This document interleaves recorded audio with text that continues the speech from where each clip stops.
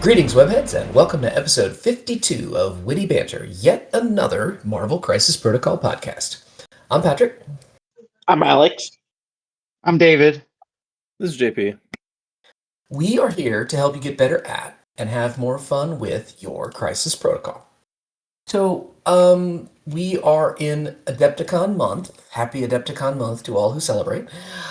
And we're going to talk a little bit, just kind of in general, about preparing for a tournament like that, what we're looking at, and how we're thinking about it. Because remarkably enough, the entire crew is going to AdeptiCon, so we will be bringing on-the-ground reporting from Milwaukee. But a little business to attend to before we get started with that. First and foremost, we want to thank you all for supporting us. We really appreciate everybody that's listening, everybody that's giving us feedback, everybody that's interacting with us. It really helps us keep going with this, and I think just makes it more fun for us, and hopefully makes it a more valuable resource for you as well. So, if you would like to support us, if you'd like to help us out, the best thing to do is just like us and give us a rating on Discord or Apple or Spotify or wherever you listen to your podcast. It really does make a difference in terms of teaching the algorithm how to help other people find us and be able to help us grow the neighborhood. So if you could do that, doesn't cost you a thing, we would really appreciate it. If you'd like to take that a step further, if you can join us at patreon.com/wittybantercast. For as little as $1 a month, you can help keep the lights on. You can join our Discord community where we are having some really fun extended conversations about stuff. And we have some stuff in the works that may be that may be Patreon exclusive. We're not quite ready to let that out of the lab yet, but you should be hearing about that in short order. One of the other benefits of being a member of the Patreon is you get extra entries into our giveaways. We've had a new box that's released with Iron Lad and Rescue and Ironmonger and Kang, and we will be giving that box away to one lucky listener. So you can get an entry if you leave us a rating and a review. Just need to take a screenshot of that, send it to us at wittybantercast@gmail.com. You can get one entry if you join our Patreon at the Itsy Bitsy Spider level for $1 a month. And you can get 2 entries if you join us at the $5 a month level. So if you do that, plus give us a rating and review, you can get 3 entries. And Lord knows you should be in a huge hurry to assemble Iron Lad, because I'm telling you, that guy was the most fun model I've ever put together. It is not at all frustrating to the point where you're going to break things in your house. You really want to win this. Trust me, guys. Trust me on this one. So that's it for our business. David, I believe you had something you wanted to bring up. So I've been doing these like ask you guys stuff. I don't know, maybe we should call it something. We'll have to figure something out. But anyways, so my question to you guys is, since we're talking about rosters and tournaments, what are you guys' favorite crisis and your least favorite crisis?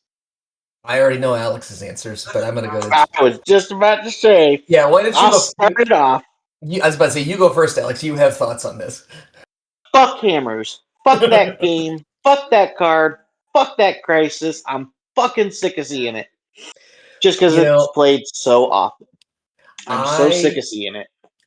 I am so happy that we earned our explicit tag right off the top. It takes a lot of weight off my shoulders. So thanks, Alex. We got to get there somehow. Heck yeah.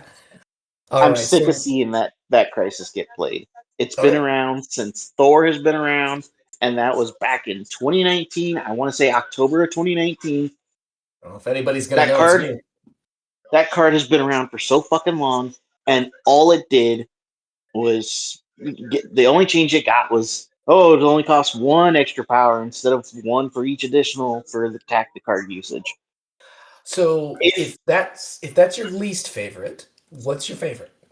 My favorite, I will say, and people are going to give me shit for it, I've always liked the pay to flips, and I really enjoy Mutant Madmen. like one of my favorites. It's been my Jesus favorite since it came out with fucking Cyclops. Christ. I know. I I'm know. like formulating my ideas, and like meanwhile, it feels like Alex is like somehow tapping into my brain and taking on ideas and like flipping them on their head.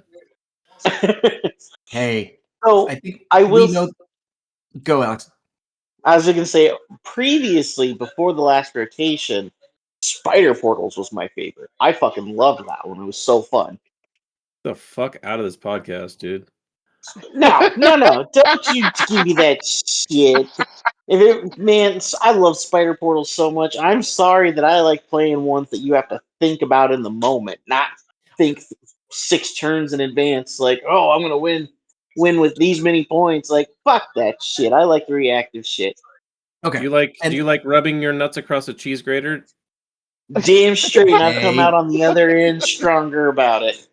Okay, one of our mottos here, as we all well know, is we do not kink shame. So you know, we appreciate all matters of cheese grating and food items that are present here. Kind of like what was that conversation a couple months ago? You dragging your nutsack across some.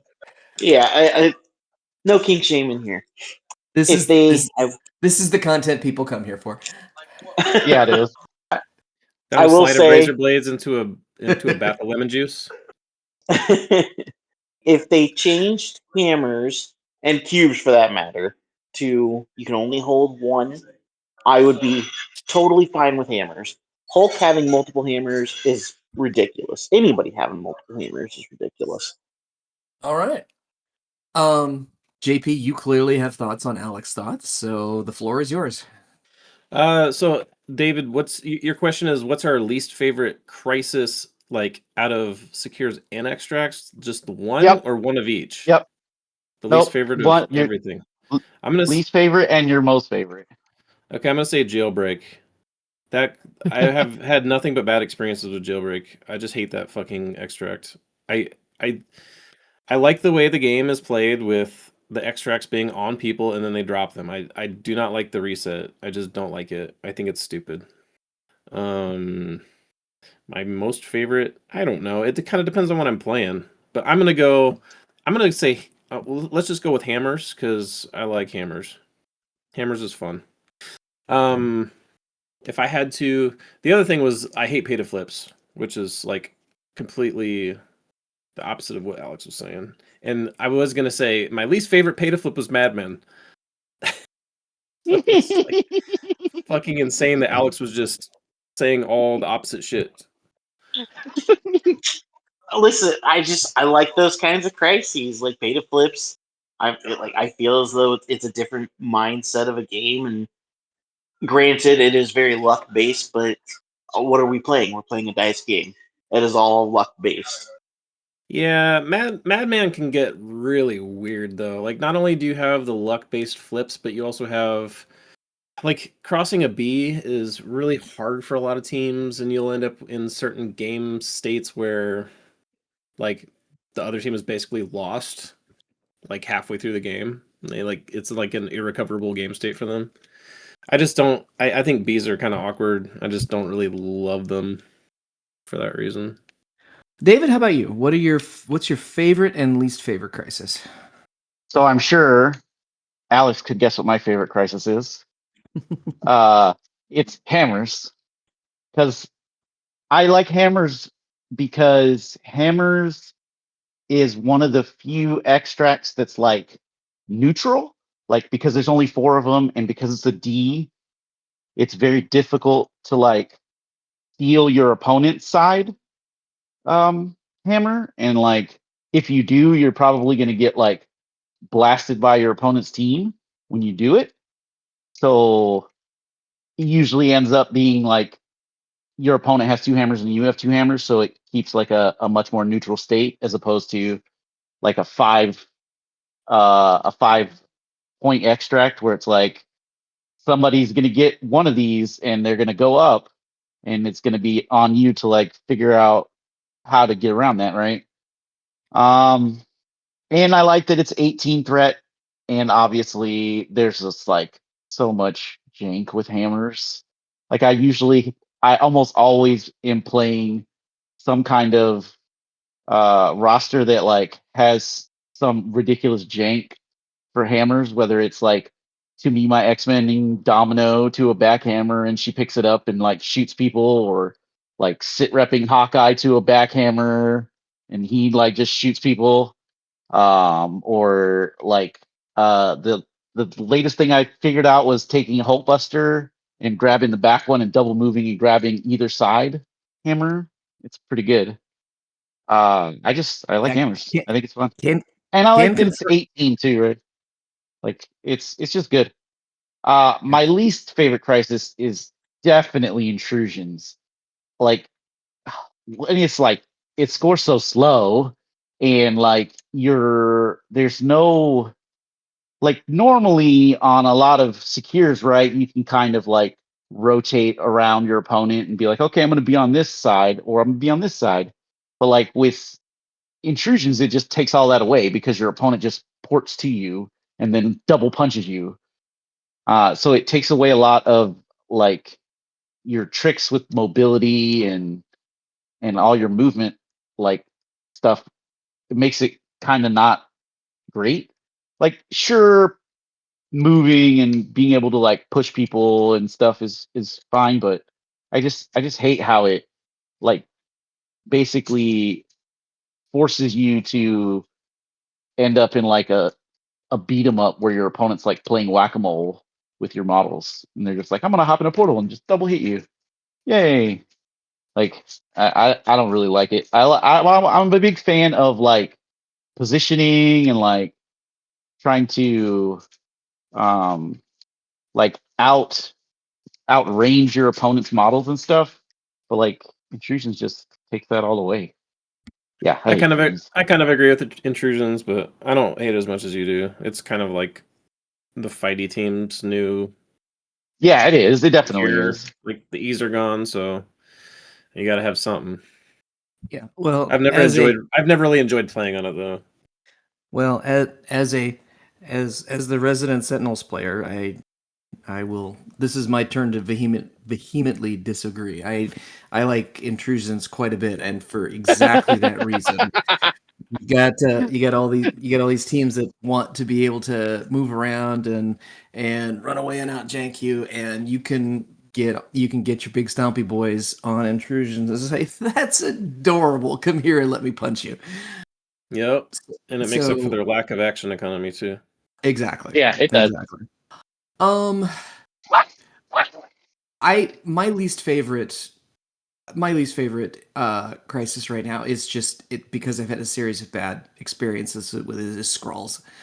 Only because the last few time I have played Scrolls, I have missed my rolls and walked my characters into murder machines on round one, and it just the game's gone downhill from there. So the fact that the crisis can set up that way where you kind of have to make that choice, I don't care for it. So Scrolls is on the bottom of my list. Yeah, scrolls can randomly like just screw you because your model gets pushed and now they're just like exposed. Yeah, it's kind of it's the same thing where on the one hand, I'm of two minds of the crisis where, there are coin flips to get them or not, because on the one hand, it does create some randomness in the game, and I do appreciate that. I think that does add to the excitement of the game. But man, when you're playing a game and you cannot win the game simply because you cannot flip a stupid point, you can't win your coin flip, that does leave a bad taste in your mouth. So I go back and forth on those kind of crises in terms of whether I think they're good for the game or not. Specifically, the coin flip or pay to flips in general.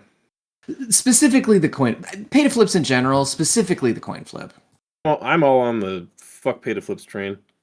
Speaking of which, on the interactions, yesterday when we at our tournament, I was on intrusions. I failed 5 out of 6 of my intrusion teleports.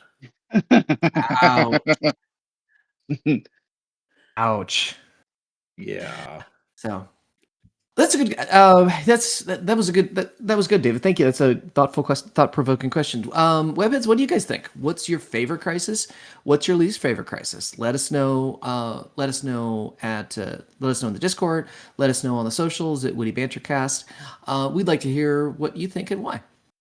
Before we get into our topic of the day, we've had, and this is on me. I've been delinquent, but we've had a listener that had reminded us that when we went over some of the card reveals, we neglected to go over Steal the Future. And so we are going to circle back and just talk about that card real quick. Now, it helps that we've had at least a little opportunity probably to see it out in the wild. But we'll go ahead and we'll talk about it. So thank you for your patience. And if there's stuff that you would like to hear us talk about, we'd love to hear from you. We promise not to take as long to respond as we did with this one. Steal the Future. What wild are you talking about, Patrick? This motherfucker just came out yesterday. What are you talking about? No, well, Steal the Future's been revealed for a while. Oh, I see what you're saying. And when we talked about the rest of the cards, like the Nathaniel Richards cards, we just didn't get to this one. Sure. Steal the Future is a Cabal reactive. When the card is revealed during deployment, Nathaniel Richards plays it. It's set near the battlefield. If the card has been played when an allied Nathaniel Richards would suffer damage, he may suffer 1 less damage. If he does, put 1 damage on the card. If the card has been played during each cleanup phase before scoring VPs, allied Nathaniel Richards may suffer any amount of damage, remove the same amount of damage from this card. During each cleanup phase, when scoring VPs from crisis cards, you score 1 less VP for every damage on the card to a minimum of 0. During each cleanup phase, if this card has 5 or more damage on it, choose an allied Nathaniel Richards that is not dazed or KO'd. Push each other character towards the chosen character short. Additionally, after all moves have been resolved, the chosen character is KO'd. So, we'll go back to our standard question. David, is this card good?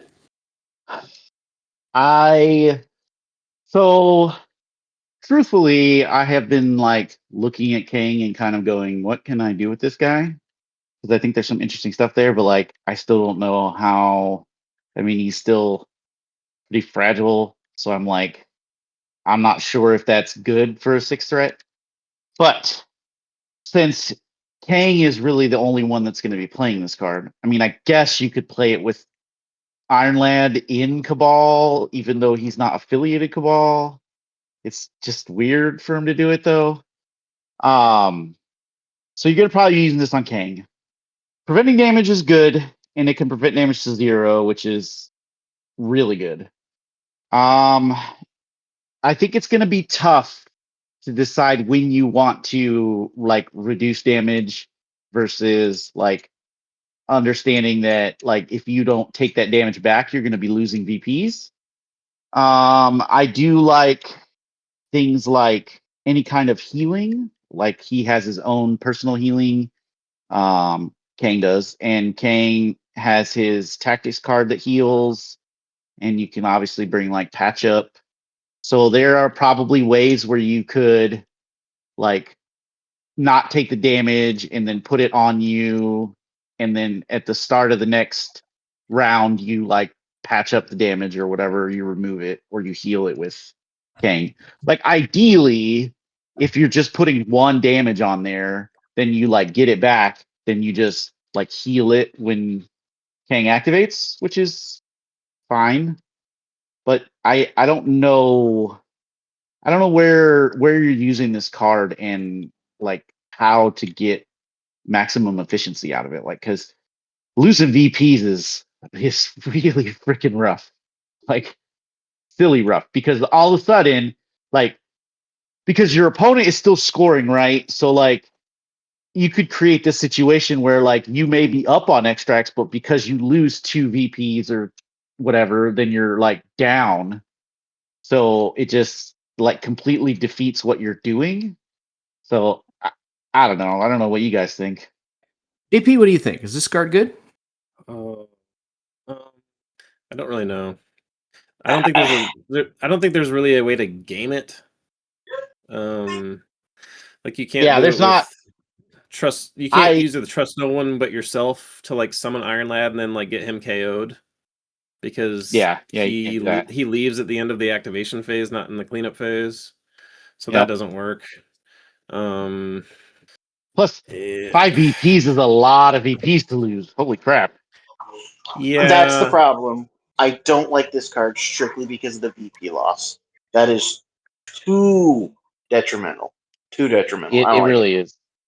I think you'll be able to use. I think you have to use the card really sparingly, to like prevent catastrophic, breakpoints on Kang. Probably, like he hasn't just to give him like an emergency DR to 0. Yeah, to like keep him alive from like dazing or something. Yeah, like if you haven't activated him yet or something. It does make it a little harder for your opponent to kill a Kang unactivated if he has this card, just because you're able to prevent 2 of the damage, and you might have like 4 power for a recal superpower, so it gets awkward trying to burst him down. I don't think this is one of those cards where you just take it and like you're just like, okay, I'm gonna reduce. Like it's not gonna do a whole lot, except probably lose your victory points. The problem is like if you use it a bunch and then you can't ensure that Kang's not taking damage. So like, say your opponent's like, just say for instance, like your opponent decides to focus Kang on the entire round. So they go with the first guy, they attack him twice with somebody, throw a piece of terrain with the person, whatever, and like Kang prevents like 3 of the damage, and then they go again on their next activation and like attack him a couple more times. He prevents a couple more, and then they go with somebody else and like just totally spike him off and like kill him.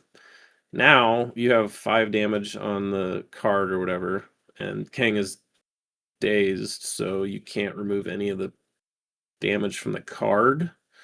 It's just weird. I think you're gonna have to use it really conservatively if you're using it. Is it better than just a different tactics card? I don't know. Maybe if you can figure out like a really tricky way to use it. I don't even know if there's a tricky way to use it though. I think it's going to come down to like, does it warrant a spot? When you use it, is it like keeping Kang out of enough hot water to warrant the spot? If it's just like randomly preventing a damage here and there, I don't really see the point, because you're gonna have to eat it in the cleanup phase anyway, unless you want to lose VPs. Or I guess you could just be like, fuck it, I'm gonna table my opponent every turn or every game, and I don't really care about the score, which is probably a bad plan too. That sounds like a terrible plan. Yeah, especially for Kang, it seems like a terrible plan. Alex, what do you think? I just don't like the card strictly because of the VP loss. I like the game is centered around VPs. Yeah, you can win by tabling your opponent, but it's like just the loss of VPs is so bad. I cannot accept it. The damage reduction is neat, but it's not damage reduction. And if this worked with Iron Lad in combination with his other tactics card, this would be monumentally better. And then if you just didn't lose all those VPs, I don't even think this is worth putting in your 10. To be 100% honest, I just don't think it even makes it. I don't really love it either. Well, and like JP was saying about like, putting damage onto Kang, like if your opponent sees that you have 3 or so damage on the thing, and he just goes, okay, well, I'm going to daze Kang so that you can't put the damage off. So they're just losing 3 VPs no matter what, which that's a huge problem. Also not good. Yeah, it's not good. I don't understand the point of the loss of VP. I just don't understand that. It just makes no sense. Or like, why? It just baffles me. Yeah, I feel like they could have left the VP part off, and it still would have been like, it would have been a good card, but it's still not like the fact that they cap it at 5 damage, or he like gets taken off the board. Like you can't even lean in. You can't even lean into the card that hard. No, you can't. Yeah, and that like it just why I just don't get it. I don't get it at all. Like they could have made this card at least playable. I don't. Yeah, I just don't even think it's playable. I don't think it makes the 10. frankly, they could have just left it out, and King would have been the exact same. Okay. Any other thoughts on Steel of the Future before we move into our main topic? Okay, thanks for the feedback. Thanks for the feedback. Thanks for the question. Hopefully that gives you what you were looking for. If you've got thoughts different, if you've got some clever ideas to how to use the card, let us know. But let's move into our topic of the day, which is kind of getting ready, list building ready for tournaments, particularly a big tournament like AdeptiCon. So let's start kind of on a broader basis. David, how are you approaching, not necessarily what affiliation you're going to run, anything like that, but just like how are you approaching the task of putting a roster together for an event like AdeptiCon? So I think when you're putting together a roster for something like Adepticon, for like a large, multiple day tournament where there's going to be lots of different people and lots of different metas and just a lot of, unknowns, I think you want to decide what you want to get out of the roster. Like, is this roster just something that you want to play because you want to play because it's fun and you just want to see how well you can do with it? Or, you're like, I've gone to tournaments and I've never had a winning record at a tournament. So maybe it's like, I'm gonna build this roster and see if I can win more games than I lose. And that's like perfectly fine. And a lot of people do that. And you could also, maybe you're like me. I'm taking convocation to AdeptiCon, and the reason why I chose convocation is because convocation has been like the roster that I am the most comfortable with, like the affiliation, and I just have so much reps with convocation, and I really understand how they work and how to use the characters. So like for me, I'm like I want to get into the top 8. I want to make the cuts. Like that's what I want to try to do. So I'm trying to build this roster to do that. Um that may not be necessarily a realistic goal. Like it's very difficult to make it into the top 8 of something like Adepticon. But I mean, I'm trying, and I think I can do it. And why not, right? So that's what I think you got to decide what you want your roster, what you want to get out of your roster. And then once you do that, then you can kind of play around with like figuring out what affiliation you want to play or like what specific characters you're trying to play. I don't know if we want to get into that. We can go on, and somebody else can say something before we start talking about actual like roster Yes. construction. Okay, yeah. So that's a good start. JP, how about you? What's your just kind of your general thoughts about how you approach the puzzle of putting a roster together for an event like Adepticon? Well, I mean that would be like a personal thing where like David was saying like what's my personal goal? And that's usually to be pretty competitive. So it's like if you like in any given meta, there's usually like some top affiliations that are just considered like S tier. So if your goal is to like win the tournament, your best chance of winning is probably going to be either taking one of those S tier lists or taking some kind of list that beats those S tier lists. Whether that list exists or not is another thing entirely, but there's a possibility of having some kind of rogue like list where people aren't expecting it. But that's I usually come in like a little bit on the definitely on the competitive side. For this year Adepticon, I'm choosing to bring stuff that I think is strong, but probably not the best thing in the meta. Just because some stuff I have reps with and some stuff I don't. So I think the most important part about going to any tournament first and foremost is to know your list well. and be familiar with all the moving pieces. So if you don't know your list, you're going to be missing a ton of shit that's like triggers and superpower windows and yada yada yada. You know, like you're just going to miss a lot of stuff, and it's going to the accumulation of mistakes is going to probably result in you losing. So the most important part is knowing your list. If you're trying to be like really, really competitive, you're going to need to know other people's lists and what those lists do.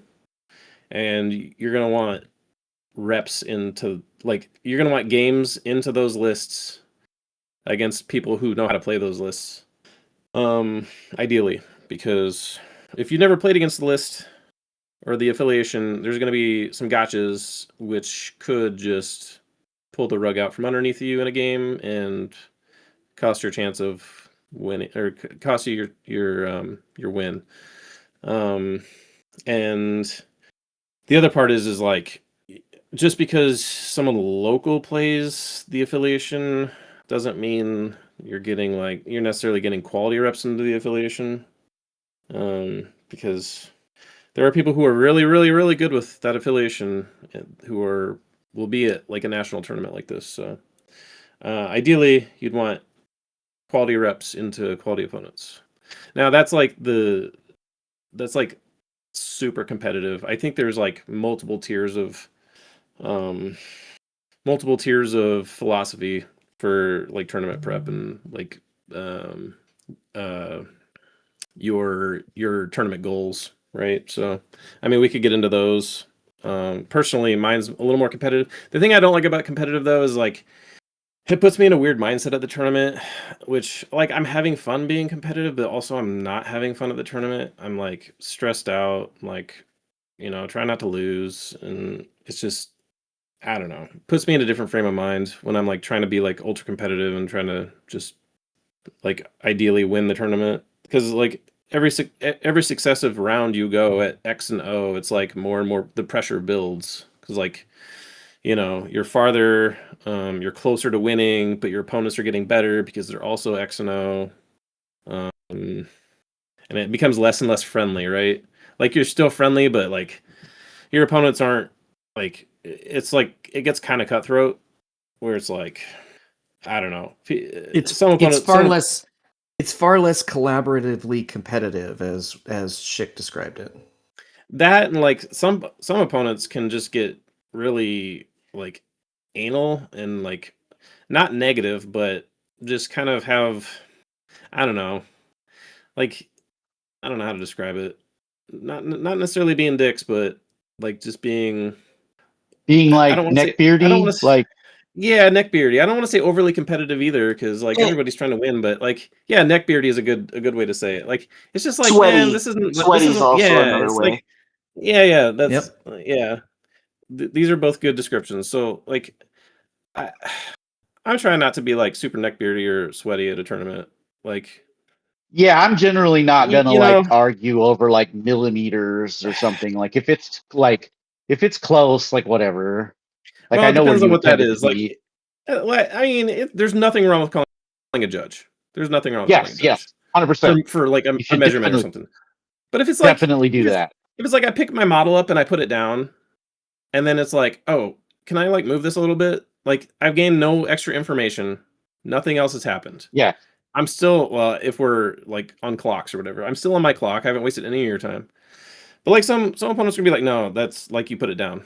And it's just kind of like, that just like, I don't like that. Like I understand where they're coming from, but that's not a fun game to me. And like the higher up you go, the more you're gonna run into that. So that's one reason I don't like aiming for the ultra competitiveness, because at the end of the day I'm exhausted. I'm not like feeling like happy or great. It's just like, it was just like a nerve grating like climb. I don't know. I can't enjoy it. I can't enjoy it when I'm being that competitive, and having that the competitiveness reciprocated in my opponent to like levels of neckbeard too. And that doesn't happen all the time, but it's still, even without neckbeards, there's like an increase in stress as it Well, you goes. had I mean, you've had this specific experience. You know, you were semifinalist at the at LVO a few years ago. So, how maybe talk a little bit about how that is sort of coloring how you're working to get yourself prepared for Adepticon this year. Well, it's not coloring it because I'm not.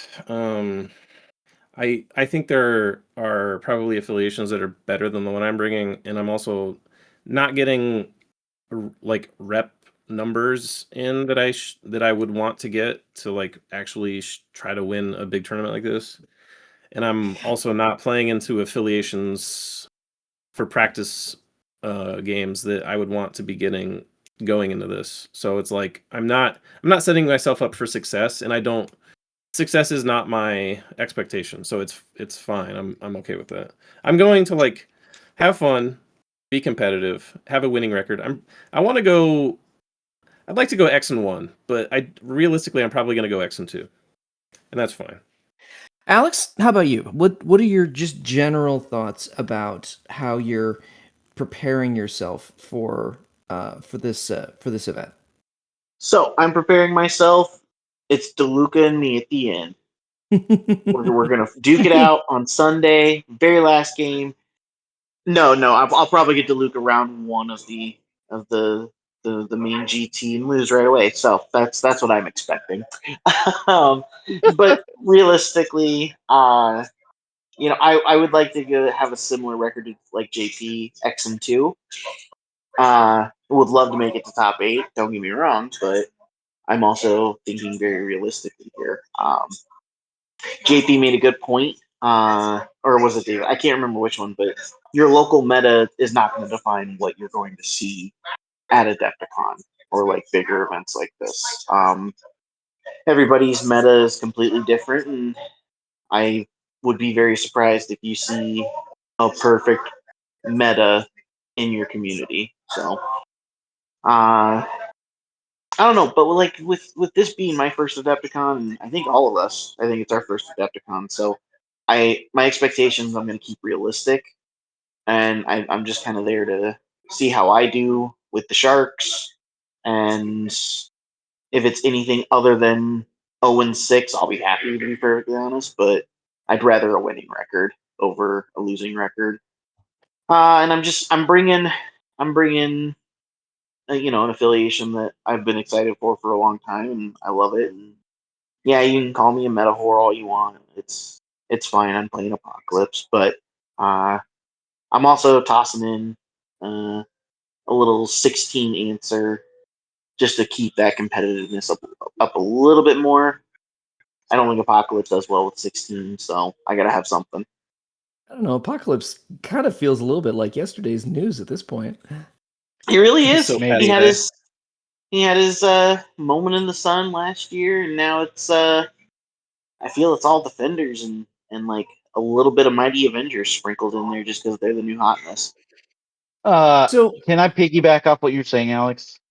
So you were saying about the like your local meta doesn't like define what you're going to see at Adepticon. So if you're planning to go to a big tournament, what I would say is like do yourself a favor and start looking at the bigger events on Longshanks and kind of looking at like what kind of lists are in the top percentage, look at the characters that are taken, kind of think about like, you know, maybe like everybody's playing Bill, right? And then you're like, okay, well maybe I need to have a plan for Bill or something along those lines. Like if, you see that a bunch of, defenders lists are in the top percentage and you go, okay, well maybe I need to have a plan for defenders and I need to kind of figure out what defenders is doing that so I can have some kind of idea of what it might be like to play something like that. So, taking kind of a step past that, you go kind of talked about the rosters that you're looking at and what you're going to play, but how did you land on that? Like, what was going through your mind in terms of like the choices of the different kinds of affiliations you could play, the different kinds of characters you could play, and what kind of criteria did you use to really land on what you ended up choosing. JP, we'll start with you on that one. Actually, Patrick, I kind of want to know your thoughts on the last question. You don't get to answer the questions very often, so like, what do you? Well, I am. So I am. I am. My first event of any kind of substance was last year's squad goals, and um, I did not perform particularly well, and I was disappointed, and I had a really unfortunate tilting event where I got upset at the end of a game, and that has really made me rethink some things. So I am just kind of showing up for the lulls and for the bringing content. I am going to play to win. I am going to try the very best I can to be successful, but I am quite cognizant of my skill level and my abilities compared to the rest of the players. And if I win a game in Milwaukee, I will be over the moon. I'm also which kind of dovetails into the next thing I was going to talk about. Um, I'm I'm bringing my Stompy Boys. I'm bringing my Sentinels. I think anybody who's listened to this podcast for a length of time knows how much love I have for those big stupid purple monsters. So I'm gonna bring my guys. I'm gonna roll them out. I'm gonna see what happens, and if I win a game, I'll be thrilled. If not, I'm gonna learn a lot. I am kind of going to be around my friends for a few days, get a chance to kind of leave the real world behind and just enjoy this hobby that I've fallen back into. And we'll see what happens. So that's kind of how I'm approaching it now. If I'm sitting the first day 0-4, we'll see if reality allows me to maintain this attitude. I make no warranties about that, but that's how I'm approaching it. So that's why I'm bringing Sentinels, because they're okay. I mean, they're even as upgraded as they've been. They're not the best, but they're fine. But they're a ton of fun to play, and I just love putting them out on the table. So that's why I'm bringing them. But I think I'm approaching it with a little bit of a different attitude and a little bit of a different perspective than you guys are. So if you're really kind of balancing having some and legitimate expectations. I mean, you guys are all really skillful players. You guys, I think, are all quite reasonable in thinking that you should be making it to Saturday and maybe to Sunday.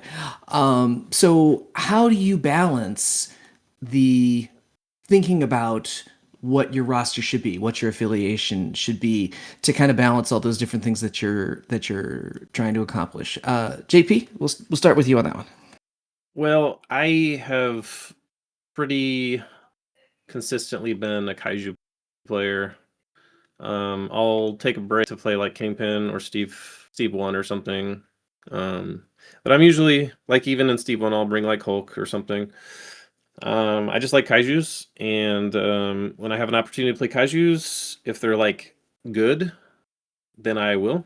So right now we had a well, not right now, but recently we've had a Dormammu buff, and I was very curious because I mean, the model's super cool. I've owned it forever, but I've never really liked or respected Dormammu because he was always just like, in my eyes, a very inefficient model.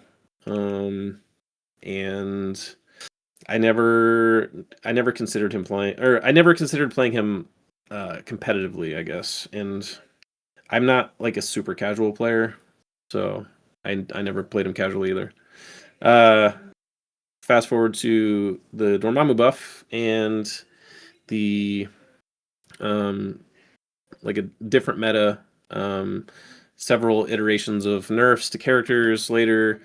I'm looking at Dormammu, I'm thinking, I want to play him. He's a cool kaiju. I can like make my own team however I want it, and he's buff, so let's give it a whirl. So I started playing him after right after the buff, and given my given the number of games I play per week, I haven't really played too much else. Typically, well, I mean, I'm showing up on Friday night and I'm getting like 2, maybe 3 games in a week. So, not a whole lot to really get familiar with my list and how he works against other lists. In terms of like trying to prepare for a big tournament from a competitive standpoint, right? So like I've been playing him for several months now, and I've probably got what, like 20, 25 games with him, maybe something like that. I don't know. Not a lot. Like there are people on TTS who are jamming games like every day, getting like 2 games a night. They'll play like 10, 15 games a week. And I'm just not there. So my approach right now is like, this is what I've been playing, and kind of going back to what I was talking about earlier. Like I'm familiar with the list. I'm familiar with all the moving parts, how they play. So jumping ship to like a different list now doesn't seem the wisest decision, even though objectively it might be the correct decision, like in a bubble. But given the fact that like I'm not going to have enough reps, and I'm even if I did get enough reps, it's like I'm not repping into the things I need to rep. So like I'm not a TTS player really. Like I did for a little while, but I don't know. TTS is different. I don't. It's fine. It's a fine substitute, but I'd much rather play real minis. So just not a big TTS player. Plus my Steam account got hacked, and I can't get it back. So I'd have to rebuy TTS. So suck my dick, Steam. You fucking dipshits. And They there can't went they that. can't even And there the went that sponsorship. There went that sponsorship out the window. Jeez, you're making life hard for me. They can't even verify credit card information. Fucking retards. Like, I paid for this with this card ending in these digits on this date. This amount doesn't match our records. You guys are dumbasses. Yeah, well, and they're probably a multi-billion-dollar company, right? I'm Oh sure. yeah, for sure, for sure. I would think, although I don't know. It's such a. I mean, the X team has such a weird place in the in that particular marketplace, kind of like the Amazon of video games. I don't really know how. I don't know how that where they're at from a business model standpoint. That's an interesting question. They got to be Ah, making. They got to be making some money. I oh, I'm mean, They're sure. I'm taking sure. a cut out of like everything. almost everything you play on PC is run through Steam. So Oh yeah. Oh, 100%. 100%. Plus they've, and then they've got their own, hardware that you can play the games on too. So yeah, it's just that's a really interesting question just in terms of how that business model works, which is probably above the pay grade at least of this podcast, but it is I yeah, mean, I would definitely be interested to know more about that. Alex, how about you? I mean, you've kind of you're coming from in a circumstance where you've been playing Apocalypse basically since Angel Day. So, um, what were your thoughts in terms of thinking about what you were going to play, um, going to Adepticon? So yes, I have been playing Apocalypse since Apocalypse Day. That's what I mean. I was anxious. I was anxious to see how many people got the deep cut of that, but we'll see. We'll see. um, but I've been, I've just loved Apocalypse's character. We've said it many times on the pod, and even before, like putting rules in place. Like he's one of my favorite characters in Marvel. But I Apocalypse, I think, is probably the longest like amount of time I've played a single affiliation straight. I had a little bit of a break when I was playing Hydra for a couple of months, but that was to get out of like the Apocalypse roster to not get bored of it. I mean he's really good. And if you know how to play Apocalypse, You're gonna do really good. And I mean, it's just a double bonus when one, he's a favorite character, and two, he's good. So, and then I haven't had much practice with anything else because of that. So I'm just gonna stick with what I got. All right, David, how about you? What's I mean, you said you were back to your wizards. What made you decide to do that, and what were just kind of walk through your thought process in terms of how you got there. So, I mean, for the listeners, I will say when you're choosing what affiliation you want to play, I think the first thing you got to do is you gotta decide to play something you like. Don't go playing something. Don't go like I seen this, defenders roster win CarlCon, and now I'm going to take it and try to win AdeptiCon with it. Like, don't do that. That it's just not going to work. A lot of those lists are hard to like really understand the plays and where certain characters are, like what threat levels and what crisis you bring certain characters on, and like it just doesn't do you any good to try to mimic what somebody else is doing. You play something that you want to play. So for me, Yeah, I love combo. I David, I love kind of want combo. to piggyback on that too. Sure, go ahead. Just like we're playing a game for fun. Have fun. Bring what's fun to you. JP said it Yeah, too. Like it's just like it's a game. Have fun. I'll I listening to Moo Throw with Honest and Danny and those guys. One of the most recent episodes, they're just talking about it's a game. Have fun. So I won't agree with that statement 100%. yeah, 100%. So definitely play something you like, and I mean, like if you're playing something that you're like, I'm playing this because it's good, not because I like any of the things that go along with it. You're not gonna have fun. And I think that's like, and then your opponents are gonna see that, and it's just gonna be, it's not good. So I've always liked combo. I've liked combo forever, like since they came out. Well, no, not exactly since they came out. I think Alex had challenged me to like play them because everybody was like, "Wizards, what do these guys do? These guys are weird," and they are weird, Well, and no, the exact they do a reason lot of was things. back in 2022, we had a random tournament, and you were kicking everybody's ass with Avengers, but you've been playing Avengers for like a year straight. And I challenged you to play something that you have never played, never looked at, and was going to be a challenge, and it was Convocation. So Which, Alex, what we're saying here is all of the convocation drinking games are your fault. Oh, it's 100% my fault. Our Okay. convocation, like PTSD, that's all my fault. Okay. Patrick just Just so we're Patrick just all like just so we're Patrick all just clear about this. unplugged all my tubes. I'm like, I've been released from the Matrix. Well, Woke up in a you're vat of jelly just now. well, you're welcome. so yeah, I mean, yeah, I decided on convocation. I was playing X-Men, and I kept noticing that like I think X-Men are good, and I think you could there's a lot of things there with them. There's a lot of things to like Xavier's Dream is an absolutely bonkers card, and like they have some ridiculously good characters, and I mean like they have they have a lot of good tactics cards. They're very flexible, but the problem I was noticing with my X-Men roster was that one, Chuck is just so fragile. He's so easy to get picked on and then like taken off the board. And like there's not much you can do about it. Like you can bring sacrifice and you can bring like fallback, but like those are only gonna be one use.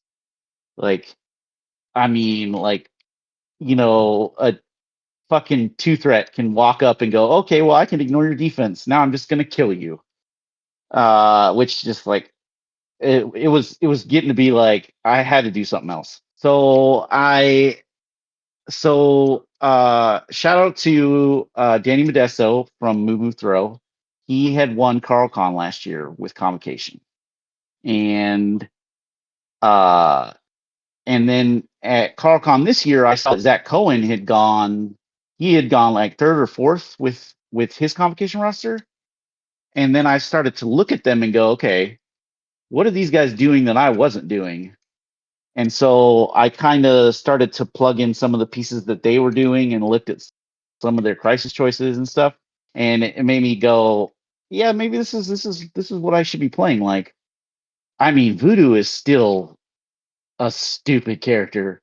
Like sometimes, like yesterday, I had a game where he was just like, I'm gonna brother Daniel you. I'm gonna brother Daniel. I brother Daniel? Who was it? Because I had dazed my opponent's um Black Bolt, like King Black Bolt, and he had two hammers on him, and I couldn't pick them up with my Hulkbuster. So I was like, okay, well, I'm just gonna put these over here, and then I assumed that my opponent would pick them up, and as soon as he picked them up with Lockjaw, I just was like, okay, Voodoo's gonna possess you, take both your hammers, and double walk away, and like my opponent couldn't do anything about that, which like it was just really good. So Voodoo's like just nuts.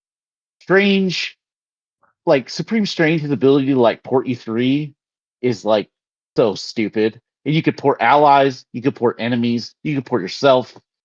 Like it doesn't matter. Like he just porting somebody a range 3 away is really good, especially if they're like slow movers. Oh my god, like they're like you port Kingpin range 3 and he basically loses his activation because he's like having to like double walk back onto a point. But can And you port a ham sandwich? not really. That would I probably like disintegrate. It might make it I though, I guess. I do know that you can. I do know that you can, Brother Daniel, possess a Sentinel Prime, which I still cannot wrap my head around how that would work. He's infected with the Holy Ghost. That's what happens. I, I guess. I'm not really sure I'm hip on that. But anywho, so okay, so let's take that down to brass tacks then. So do you guys want to talk a little bit about your rosters in more detail and kind of walk through the whole thing, or maybe talk about just like one or two of the hard decisions that you've had with regards to your roster to kind of get it to where it is now? We're still obviously a couple weeks away from the event. There's some time for tweaking, but Alex, what what uh, what have you been? What's kind of been some of the crunchy bit details that you've been working on or looking at with regards to your roster? You should talk So the about your big one, 16 pivot, Alex. yeah, I'll talk about it. The big one is the 16 pivot. Apocalypse is not good at it. Like I said earlier, Honey Badger just sucks so fucking hard, Yeah, especially she's with not great. bees gone now. She's so bad. So 16 just is basically a threat that value that Apocalypse does not want to play if you want to have all four horsemen. Um, so I had to think of a 16 pivot. I didn't like it because it meant I had to drop 2 to 3 horsemen, which it works out. My 16 pivot is Hydra, and it consists of Red Skull 2, Abomination, and Hulk. So if I can somehow force the 16 and end up playing 16, it's going to be violence and throwing a bunch of shit. And It will I've it will also, I can guarantee, surprise the hell out of someone who's expecting to see an Apocalypse roster and they're like, wait, what's missing here? yeah, yeah. So it was a tough decision to make because like I really like having a lot of options when it comes to the horsemen, but frankly, the 7 or the 6 that I have, they're good enough. I really like them. So that I also like the 16 Hydra pivot. It's strictly there for like Fisk. It's there for Deadline to Destruction. If I don't get to pick the threat value, because I do have deadline in my roster. And I've been fairly successful with the 16 pivots. JP's the only one that has beaten it, but even then, it was a very, very close game. It really came down to like my Hulk really fucked up one turn and got like 3 hits with 14 dice. It was absolutely ridiculous. So I've really been digging the 16 pivot there. I don't feel like I'm screwed at 16, and like you said, Patrick, like people are not going to see that coming. In side note, it is a very good 16. Like I got beat up pretty bad by that second win with that exact same like 16. The Hulk Abomination skull. It's really good. Oh yeah, Like having the grunts yeah. for an extra model to score, and like Red Skull just like thumps people. Like it's good. David, how about you? What were same kind of question? Like, what have been some roster considerations that you've been working at or that you're looking at? I know that you said that you kind of took a couple of other convocation rosters as inspiration, but you've certainly been putting your own spin on it lately too. So with that, I will say that since the crisis changes, I have been kind of keeping track of what crisis I play, like of mine, because that's like kind of showing me what my opponents think that I'm not necessarily as good at.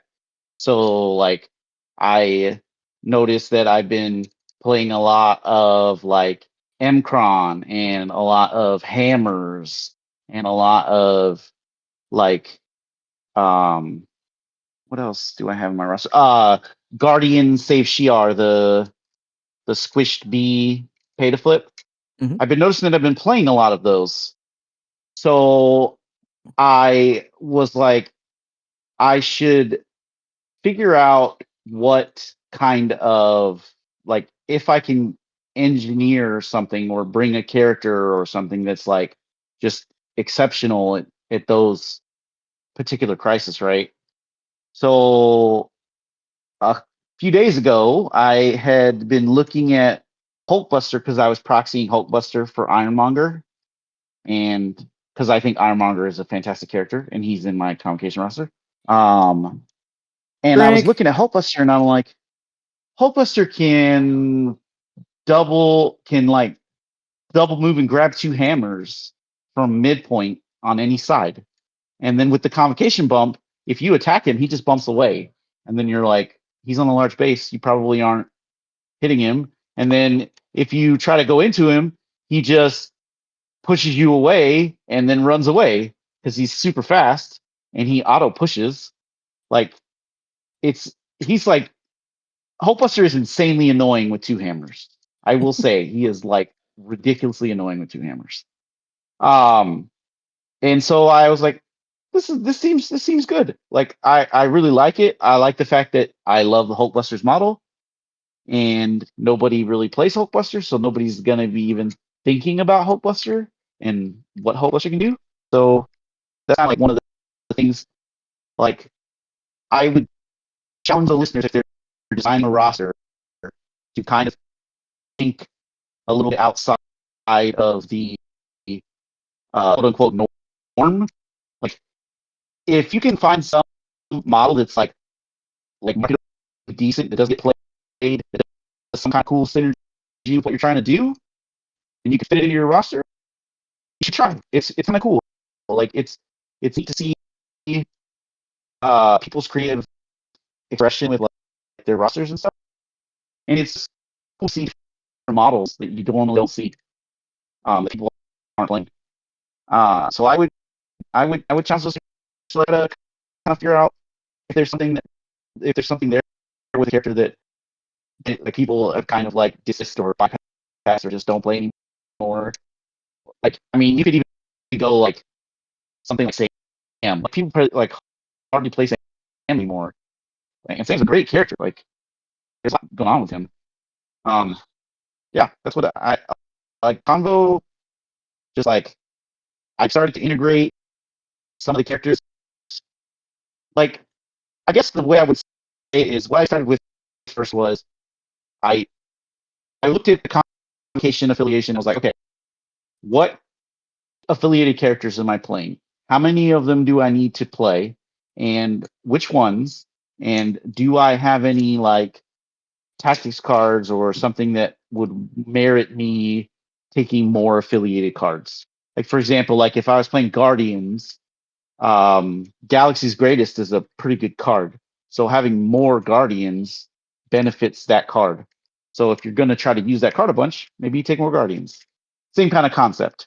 Like if your tactics cards are good for affiliated characters, then maybe you take more affiliated characters.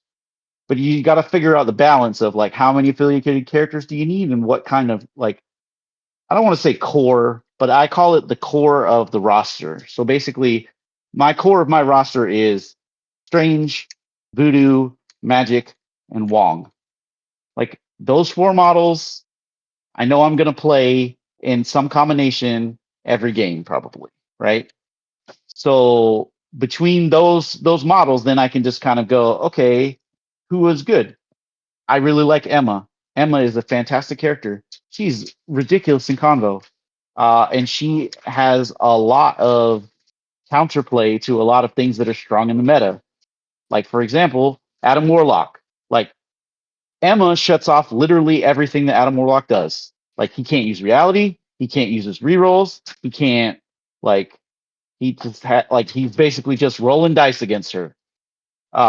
It's really good. And Emma counters a lot of other characters, like characters that are like webs and their superpower pulls, and just like she like shits on like the DR to zero models like Kingpin and Noir and Bill. Like she just like was like, you want a DR? No, I don't think so. I'm just gonna walk you away and do a bunch of damage to you. Good luck. And she's just really good. So like I've been thinking about I looked at like who's playing what kind of characters and who's popular and kind of decided, hey, maybe I need to bring these X splash characters to kind of be good into those particular matchups, if that makes any sense. Like that's basically what I was thinking. JP, how about you? What was the question, Patrick? That was So it's been a while since I heard it. So what are you what got you thinking about the particular roster that you're using? What are a couple of decision points that you've been pondering, and how is that kind of working into your thought process? I know you were when we were out last night after game and you were talking about thinking through some pivots. So maybe if you want to talk a little bit more about why that came up for you and what your thought process is for that. Well, I guess when I first started playing Dormammu, I had some concepts of things that I wanted to try with him, and there was also like some conventional wisdom to playing Dormammu that wasn't necessarily part of my plan, but I figured I'd give it a shot. I'm thinking like stuff like Gorgon. It seems like a lot of the Dorms players are like really high on Gorgon, so I tried him out. And then like a Koye, tried a Koye, 2-threat bodyguard, seemed good. What I found with the Koye is that she just didn't do a whole lot except die, which is not exactly what I want to be doing with Dorm being 8-threat. I feel like my characters need to do a little bit more. Mm-hmm.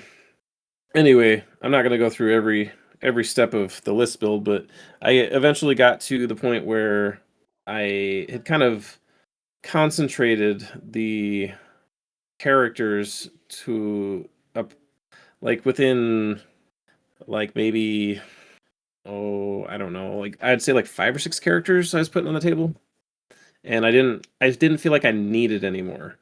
It's because first thing is I was playing on 18 a lot, and I found out that I don't like 18 is probably my favorite threat to play Dorm at, just because of the characters that I eventually landed on. I went through, everybody who gets like they need one power to like get tempo around one, but then they work independently. Like I tried Echo and Shang-Chi and blah blah blah, like all these characters who could like charge or whatever, which is fine. But I was finding that Dorm felt kind of like he lacked bite for like an 8 threat activation. So I started leaning into characters who could give him rerolls, and that personally worked for me. There's people who have had success with other builds of Dorm where the characters operate more independently, and that's cool. Good for them. It just wasn't working for me. I was losing more games than I was winning, and I was like, I don't know what I'm doing wrong. And I eventually got to the point where I was taking more supportive type models, and it kind of like the list just kind of clicked. So I ended up with Zemo because of his reroll bubble. I ended up with Heimdall because he can throw. Heimdall's pretty cool. He's like a little Swiss Army knife. So a lot of times with Heimdall, I'll port Dorm up range 2. Like that's just, you're giving an 8 threat more tempo on round 1, which is just kind of insane. If that's not like an option for whatever reason, like your opponent's playing very cagey or the map just isn't going to work for like a double tap, because like Dorm medium moving and then medium move on a large base and then a range 4 can like hit a lot of the field. So like sometimes the port he can double tap. Sometimes if they're like really far back, he can get ported and then move and like still shoot somebody. So it's still really good. But there are times where it's like I need Heimdall to pick up an extract for whatever reason. But with Dorm giving him extra power, it's really cool because he already starts with 2, being an Asgardian. So he can go pick up an extract, and Dorm can still make a move action and shoot somebody. And Heimdall on round 1 is giving him 2 rerolls, which is kind of insane. Like, I know. Well, that's kind of old now. Like if you crunch the numbers on like a six dice attack, counting skulls, counting opponent skulls, 2 rerolls, like the breakpoints get kind of crazy. And then Zemo can throw another reroll on top. And then my other one was Iron Man, Invincible Iron Man, 4 threat. That guy's just really good. I love this. I love this so much because I love me some Tony. He's so good. He's super tanky. Well, I shouldn't say super tanky. He's not a Bill. He's definitely not Bill, but he's still tanky. He's 6'6" with inured to pain, kind of inured to pain. He still takes damage from like cubes and stuff, which is annoying. He's got like all the worst versions of the superpowers, but somehow he's still good. He's got a really good spender. He's got a good builder. Like he's just good. The push, like any size push on the builder. If you can hit wilds, I don't know. Maybe some of you guys can start playing Tony and hit the wilds. I was not hitting wilds at all yesterday with him. He just ate shit all game. I threw attacks. He was hitting like 1 to 2 successes, like hits, no crits, no wilds, nothing. It's like, okay, I guess I gained a power. Cool. Anyway, Tony is cool because he's got a reroll bubble at range 4. So Heimdall has a reroll bubble at range 4. Tony has a reroll bubble at range 4. So you can kind of spread out on the map, cover different secures. You don't have to like make this concentrated bunker of characters because like their reroll range is so far. So like Tony can like just cover a flank and like throw rerolls to Dorm on the other side, which is cool. And the other cool thing is Tony makes a good extract grabber on the center because of Dorm, because he gets an extra power. So like you double move Tony to mid, pick up an extract, and you still have a power to reduce, which normally he wouldn't have. So he's a pretty tanky mid extract grabber for the list. So that's my preferred squad, 18. I really like that. I found that I wasn't really liking like triple threes that much. It's okay, I guess. But you have to take more 3s in the list, which I guess like if you're going monodorm, that's not really an issue. But I really like the additional layer of rerolls with Tony. So personally, I like 18. I also have Namor, obviously like double bubble with Zemo, and then giving him an extra power round 1, he can like charge midline and like double attack, which yesterday did absolutely fucking nothing against Will when I did it. I did precisely 0 damage across both attacks. So take that for what it's worth. The other cool thing he can do though is like if he set up across from somebody who grabbed mid extract, he can just move and spender them and choose the extract drop option and just make them drop the shit. And playing Dorm, you're probably gonna have Prio the next round, depending on who your opponent is, obviously. But like you could just pick it up after, or you could just, if they don't have anyone who's like necessarily super long moving, they might not be able to get back there and pick it up. If you do it earlier and you can move one of your characters who hasn't activated and pick it up and kind of flip the script on the extract grabs. I haven't actually done that, but I guess I put too much faith into the double charge or the charge double attack. I get greedy with it when I should just be moving and spendering. Lessons learned. And then I played around with some other characters, but that's kind of like where I want to be. I don't have any 20s in my list, so playing 20 is pretty rare. Like, there's not really a way to land on 20 unless my opponent has something like, I guess, my favorite extract, Jailbreak, I guess, or Scrolls. Like, if I get Prio, I pick my blues. But then, even then, like, if Scrolls or Jailbreak gets revealed, I don't have to pick it. So it's kind of difficult for me to land on 20. I don't really want to play on 17 either, but I'm only running 117, and it doesn't usually get picked because it's like the least. I feel like it's the extra people least want to play is alien ships. It's like only three points, and like people are taking damage. They just don't like it. I don't necessarily like it either, but like it makes the game slow, and I can just shoot people, and like it might deal more damage to them when they're getting shot, taking damage, gaining power, and then might be hitting wilds and skulls on the trigger. Yeah, let me wrap this up because I'm kind of going off on a tangent. I figured out that I liked this core of characters, and I had like these extra slots that I didn't really have anything to do with. Like I could add characters, but they didn't really add any level. I guess the other character is Red Skull 3 or Red Skull 2, excuse me. So that the plan there was like, I mean, it's not any secret. Like that's what Dorm players were doing, was taking Red Skull 2, Dorm, and Zemo on the 16s and just kind of like bullying people at low threat with like high damage models, which is fine. My current iteration of the list does not have Red Skull 2 because I decided to shore up a Dorm weakness, I guess. And I do have the 5 with Namor, so I can still do that. I just have a double bubble instead of like the grunt and skull, which is like there's pros and cons to that, I guess. I'd probably rather have skull in that situation, but I don't think Namor's a slouch, so it was weird because skull was just occupying a space in my roster, and it like hardly ever got played because I never got to play at 16.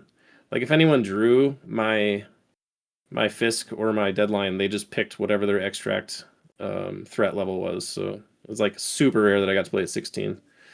The only time is like I could trap somebody if they were running Fisk or deadline and they got Prio and I picked theirs, and I'm like, okay, we're playing 16. But yeah, so Dorm has the things I was noticing with Dorm was that I was having kind of issues with characters who could reroll their skulls. It was just really annoying.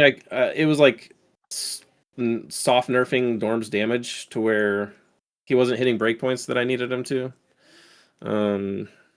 So my thought there was I could take Shield to just have a pivot, because I'm already taking Shield characters that Shield wants to play. Like Shield wants to play Namor because that's like their leader now, right? And I don't know if they necessarily want to play Tony in like a dedicated Shield list, but he's still good. He's not a slouch. He's good in Shield. So it's like there's a Shield character there too. And then they want to splash Zemo. Just because like the Namor leadership unlocks skulls. So Zemo with unlocked skulls is insane. So I'm like, okay, I already, yeah. it was just like kind of the Venn diagram of everything was like pointing to Shield. Like, okay, I already have the characters. Let's just add a few more. So I added like Hawkeye. Hawkeye is the 3 because I needed a 3, unaffiliated 3, and like Hawkeye seemed more in line with what I wanted to do than Spectacular. It seems kind of intuitive because like Spectacular's just been so good, but Hawkeye is just like way more attacky, and he got the buff with the health, so he just seems like the pick. And then I added uh Nebula. Oh, Fury. okay. Yeah, Nebula for the skull and locks because she's insane. Oh, Agent Venom. The other thing with that is like if I'm pivoting to this list because they're rerolling their skulls, like Agent Venom just shuts that shit down. Like you can't reroll anything. And then like I'm probably got Double Bubble and maybe Tony to like give AV rerolls. So he's kind of like a mini Dorm, and the fact that like you're not getting to reroll your shit. So I'm probably doing more damage because you're not having as good defense dice, and I have reroll still. And I only have 4 threat invested into it instead of 8. So that was kind of the idea there. I recently added Yondu just because like the double bubble on Yondu is supposed to be good. I haven't actually like put it on the field because I hardly ever pivot to shield because I'm mostly playing Norm.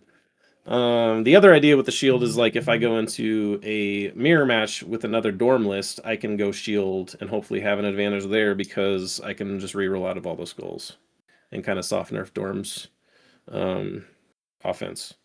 And you get Eye in the Sky, which is like insane into Dorm. Because usually he's like porting up and double tapping, so like Fury can just shut that shit down. So yeah, that was the idea. Now that Adam Warlock has come out, it's kind of like that meme where the guy's walking with his girlfriend, he's like turning around looking at the other girl. Yeah, like the Kaiju's just I love the Kaiju's, and Adam Warlock is in one of my more favorite affiliations, Guardians. So been giving him the side eye a little bit. And yeah, I'm kind of in this weird crossroads where I like felt like I was like getting a pretty solidified Dorm list, but now I'm kind of like waffling on the list itself and like thinking about jumping over to Guardians. Which like Guardians, like I have enough reps with Guardians where like I know kind of what they do, so it's not like a weird jump for me. So it would be, I think it would be fine. I just have to figure out what I'm doing, and I also have to get stuff painted. So the painting is going to be determine what I do, and like I'm just dragging feet. So that was really long winded, and that's kind of where I'm at. I'm gonna cut myself off there.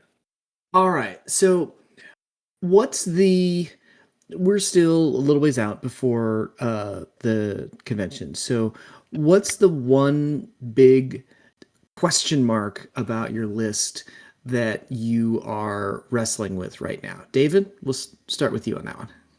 I think the big question mark I'm wrestling with in my particular roster is it's probably on my crisis cards because I currently have Deadline to Destruction in my roster, and I don't know if my 16 plan is good or not.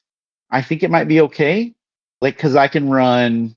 I mean, I have multiple options. Like I can run Strange,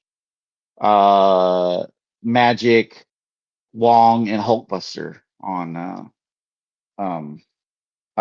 16, and I can also go like Strange, Voodoo, Wong, Loki, or something like that. Like I have a couple of options I can do at 16, so like those feel kind of good, and I like the way that Deadline is set up. Like I like the D. I like the fact that I can I mean, Buster can just like move, hit and run, push somebody off of their point and stand on it. And there's not a whole lot that my opponent can do about it unless they like backstop really well. And like Strange can still port people 3 and he can port himself 3 and it just feels good. And Voodoo is Voodoo. that and I realized that Modesto and Cohen were playing the more scory crisis. So I was like, oh, maybe I do that kind of thing because I think right now a lot of the meta is going towards the mid-range to fighting teams, right? So nobody's playing cubes. Nobody's playing like spider infected. Nobody's playing senators. So like except for webs, but webs have the problem of like webs get webs get destroyed by specific matchups, right? Like APOC is terrible. Like he's so good into them. And like um and I have a sneaky suspicion that Adam Warlock is going to be pretty good into webs too, because like recalling out of all of their defensive shenanigans, and like it just seems like there's a lot of stuff in the current meta that webs don't like. So there's not a lot of webs in the meta. I mean, there are good web players. Like Quentin's a really good web player, and like his pivot to um his pivot for APOC is Dormammu. So he even has a plan acknowledging that, like the APOC match is just terrible for webs. So I've been kind of like waffling on what extracts I'm trying to play. Like I really, really, really obviously I really like hammers, but sometimes there's spots where like I don't know if I want to necessarily have hammers against a extremely fighty team, but maybe I have enough steals in the roster to make it okay. I don't know. I'll figure it out, I'm sure. But that's what my decisions have been mostly on my crisis, like whether or not I run hammers or whether or not I run. I had been considering jailbreak because I really like that crisis, ironically, compared to like everybody else who doesn't. Uh Off but JP I don't call. know. You can get off the I don't podcast too, know. David. Yeah, but I don't know if that's good. I don't know if I could necessarily have a team that's built to play jailbreak. Like I think I would have to change a couple characters around and try to do something different. So maybe jailbreak's not what I want to play. But for right now, like Senators feels really good. Uh like um Spider Infected feels really good.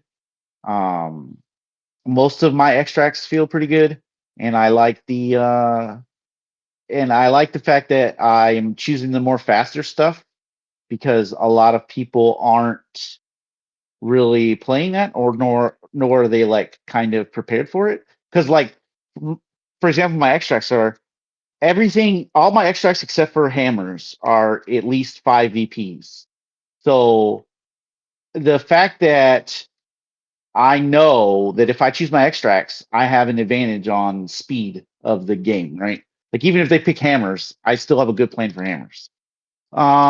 It's just been mostly that, like mostly trying to figure out the like what do I play at these threats on my crisis, right? It's a lot of that and waffling between which crisis I bring and which crisis I don't. Maybe I'll make a change. Maybe I won't. I think what I got now it seems pretty good. It feels pretty good, so I like it.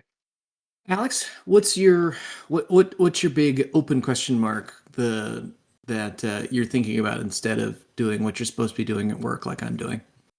The only question mark I have is the two new crises. To be perfectly honest, I haven't played them really at all. I played Lockdown once, and Jailbreak I have not played once. So it's just a matter of playing those. But everything else I'm very comfortable with. JP, how about you? I think my question mark is defenders because they're obviously. I mean, if you look at the CarlCon list, definitely some higher caliber players playing the lists. It won the tournament, and like it's just objectively a very strong list. You got a buffed Strange. You've got the new Blue Marvel, who's like super crazy good. You've got pentagrams, which is always just another layer of bullshit, and you've got like The hex. The hex I mean, yeah, and you got the what's her bucket? The long mover Echo. Echo, thank you. You got the new Echo to add to defenders. Like last time defenders were in vogue, like they didn't have all these tools and they were Right. good, like Daredevil. This new wave of defenders is like a whole different beast. So it's just like better in a lot of ways. Got a lot of new tools, and it's just I think they're gonna be fairly popular at the tournament, and I think the players playing them are going to be good players because those players are going to be taking what they think is probably the best thing in the meta. Mhm. So, I don't know how I feel. I'm not loving the matchup into Dorm. The fact that Dorm isn't immune to Hex is just a fucking travesty. And It is really stupid. I could It not should be. agree more. Echo just runs up, throws a range 4 attack at him, and hexes him, and it's just like, okay, well, that's cool. Yeah, and then she hits it for 7, right? Yeah. God forbid the man gets shocked. Like, Dorm running around hexed and shocked is like fucking sad days, unless Jacob Deaton's playing him, and he's still cutting heads off, because... but yeah, like, I really don't like that matchup, and we don't really have anybody...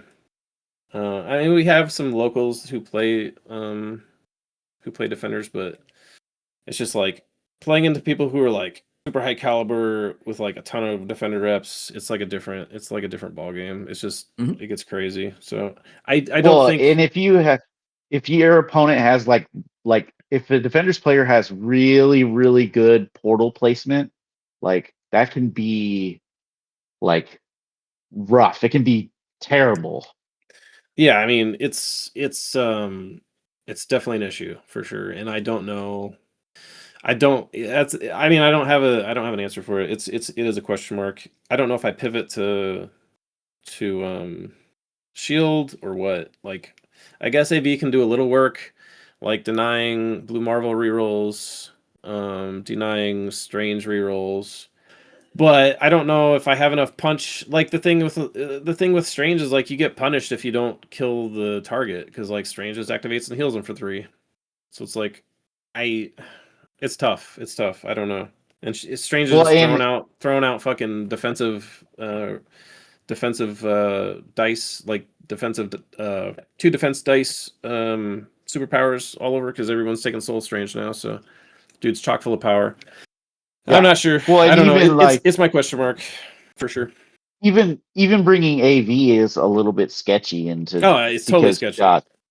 Because you've got like Strange Oh, with his yeah. good energy attacks and Blue Marvel with 100%. his good energy attacks. It's rough. 100%. Yeah. I mean, I in the Sky can help him a little bit, but he's still going to take a shot. Yeah, At least. Yeah, he is. Yeah, I don't know. I'm not sure what I'm doing there, and I probably won't figure it out. The other, yeah. I don't know. That's my question mark for sure. So, just kind of a quick round the horn. Any kind of last thoughts on tournament prep in general before we call it a podcast, David? I would say obviously practice. Like just play games. Play like sure it can sometimes matter quality of opponent, but like you should definitely be playing games and looking at your roster and kind of going like, okay, this particular thing, it went bad for me. Well, why did it go bad? Did I make an incorrect decision on like crisis to play, or did I play the wrong like setup? Like, did I play the wrong squad? Should I have brought somebody else? Like, you can like just playing games, you can start to answer some of those questions. Like, do I need a specific, do I need do I need like a 3 threat for my 17s? Or do I need to bring an affiliated 2? Or just you can answer a lot of your questions about what your roster is doing by playing games with it, right? Like that's how you get experience. That's how you know what to do. And especially when you go to an event, because your opponent is not going to be very forgiving on oh, I forgot to do this thing, or I forgot that, when you do a superpower, my soul strange gets a power, and so now can I gain a power, and it's been around, right? Yeah. So, and a lot of opponents are going to be like, no, you cannot, because you passed your window, and to be fair, you passed your window. Mhm. So just knowing your roster and what it does will help you in the long run, because then you won't be concerned about what you're doing. You'll be able to focus on what your opponent is doing and just know, hey, I can do this thing and I can do this thing, right? And like even on Danny Modesto, when he was talking about his Cyclops roster that he brought to CarlCon, he didn't even know that Gambit gained. He counted his wilds twice on defense. Like, he didn't know that. He played through half of the tournament and didn't know. And like, he had a situation with Emma where he didn't realize that Emma's lash was hit crit wild. He thought it was just hits and wild, or just crits and wilds. So like, knowing those kind of little things are very important, because your opponent is not going to point those out for you. Like, if you're like I roll Emma's lash and I'm like, you take 2 damage, your opponent's not going to be like, I should be taking 3, right? Right. Because you got a hit. So those are the kind of things you need to be aware of and just practicing and doing. Okay. JP, how about you? Any kind of last thoughts in terms of tournament prep? I mean, I guess you just have to decide like what level of preparation you want to make. Like there's a huge spectrum of prep, like, and they're all valid. I think they're all valid. If you want to go to AdeptiCon, never having played a list, being like unfamiliar with a lot of affiliations, and you're just going to have fun, fucking do it. Like, that's totally valid. You're probably gonna go O and whatever, O and X. If you want to play the whole thing, it's cool. Like, but you're probably not going to win a game. That's fine, because that's the level of preparation that you personally decided to make. And it just scales, right? So you just have to figure out like what your goal is. If your goal is to like be more competitive, then you have to not only know your list, but kind of have an idea of what other things are doing, so that you're not like completely blindsided in games, because there's like a lot of gotchas in this game where they just decide games. So yeah, it just like decide your level of commitment and try to have fun at the tournament. That's it. Alex, how about you? Any kind of last thoughts in terms of trial prep? In terms of tournament prep? Prepare for trauma. No, I'm kidding. It's just have fun. I understand, it's cool, it's badass, it's awesome to be like the winner of an event like Adepticon, but ultimately, it's like I mentioned previously, it's a game that we're there to have fun playing. So, would I love to win? Absolutely, but I'm still showing up to have fun. I will say, as an aside, the fact that Adepticon does not have clocks is kind of, I don't know how that impacts A my travesty. feelings of like the competitiveness. I mean, it's still going to be super competitive, but the fact that there's no assigned time to each player just makes it kind of weird. I don't like, it's hard for me to like take something super competitive when it's like I don't even know if I'm gonna, have enough time to do the things I need to do. I don't want to be the guy who like calls the judge over for my opponent slow playing. That's like that's not the headspace I want to be in. But Yeah, I feel it's like gonna be frustrating either way. Yeah, I feel like that's going to be something we're going to be talking about in sort of our penultimate pre-Adepticon episode. But that's a good point. The flip side of that is, I am a player who's like, I like to use all the time on my clock. Mhm. Like, it's very rare for me to end the game in like double-digit minutes on my clock. I'll usually end the game between like 3 and 7 minutes left on my clock. And to somebody who's not like looking to an opponent who can't visibly see a clock, it's probably going to feel like I'm slow playing. And I don't want to be in that position either. And I don't think that's going to affect the way I play the game. But there's going to be a perception that I'm like a slow player or something. And I am like, I guess, like on average, I'm a slower player for sure. Like most players are ending their games with like way more time on their clocks than I do. But that's still like, that's my 45 minutes. I'm gonna use it how I want to use it. But since I'm not given 45 minutes, it's just kind of like this ethereal time limit. Like it just makes, it's gonna put me in a weird headspace. Well, webheads, we'd love to hear from you. Are you going to AdeptiCon? Because if you do, you should reach out and touch base with us, because we would love to meet you when we're there in Milwaukee. But if you're getting ready for this tournament, or if you're getting just in general, if you're getting ready for a tournament, what are your thoughts? How do you put your rosters together? What do you struggle with? Are you getting ready for AdeptiCon, and do you have some questions that you'd like us to go over? We've got one more episode before we're going to be heading up to Milwaukee, so if you'd like us to chew on something for you, we would love to have that opportunity to do that. You can touch base with us at all the socials at Witty Bantercast. You can reach us at wittybantercast@gmail.com. And of course, for as little as $1 a month, you can support us at patreon.com/wittybantercast. Get into the Discord, and we can have that conversation with you there. Well, thanks for letting us in your ears for a while, webheads. And until next time, be good.